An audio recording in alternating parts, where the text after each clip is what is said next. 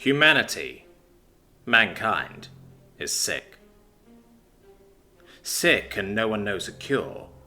For the greatest physicians in the galaxy, those who cured death and defeated time, are those same humans. And they don't seem to think there is anything to cure.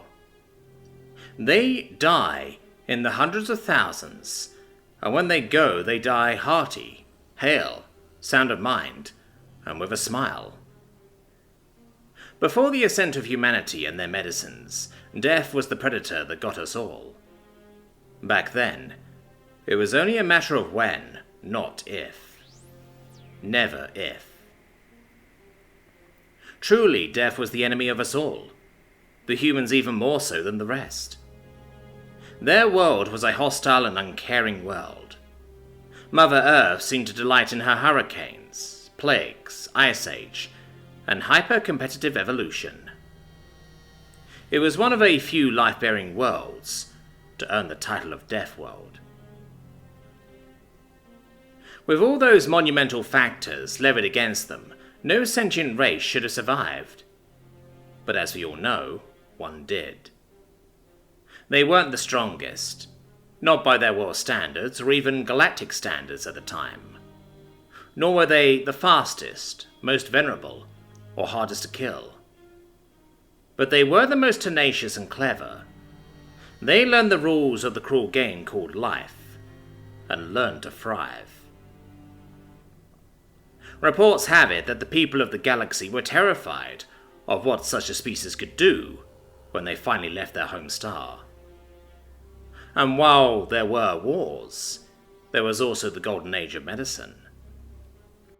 Because for all the millions of ways to die there are on a death world, there are also a million diseases, viruses, and infections to cure. Indeed, when humanity found themselves facing less virulent problems to solve, they often expressed a sense of disappointment. It may have been this very issue that caused them to turn their attention to things more challenging. The golden age of medicine brought about many advancements once thought impossible. Xenocompatibility, a reverse to aging, and the indefinite extension of life.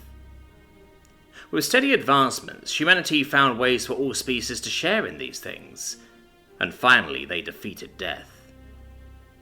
Not just the dilemma of old age, nor repairing fatal wounds, but a true cure for death, a means by which a soul can be intercepted from its passage to the great beyond, and return to its body.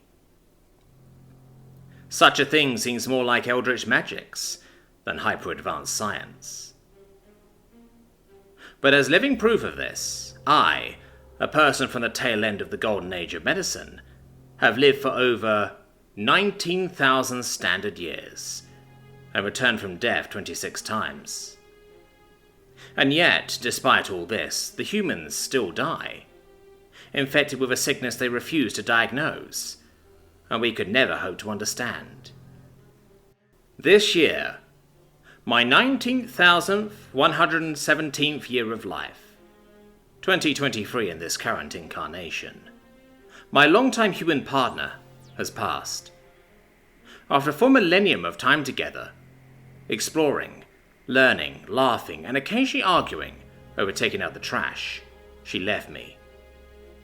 She wasn't this author's first human companion, but she was the first this author has witnessed the death of.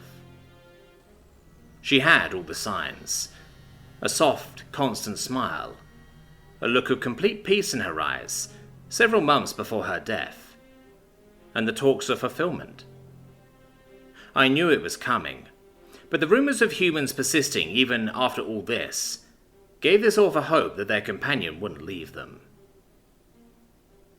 But one day, an inauspicious day, she said it was time. She professed her love, her joy at meeting me, and bid me to continue on without her. But despite tears and begging, nothing would change her mind. She went to sleep, and chose to never awake again. What madness is within the hearts and minds of mankind that they could ever be at peace with the non-existence of death? They were the ones to pierce the veil and tell us there was nothing beyond it. No gods, no afterlives, just energy changing form. What joy, what peace, what certainty can they find in such pointless finality that they can embrace it with open arms? I am not the only one who has seen this.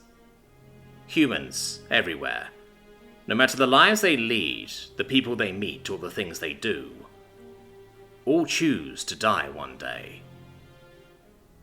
It is even stated that those living in entirely human communities experience even shorter lives than those living outside of their home worlds.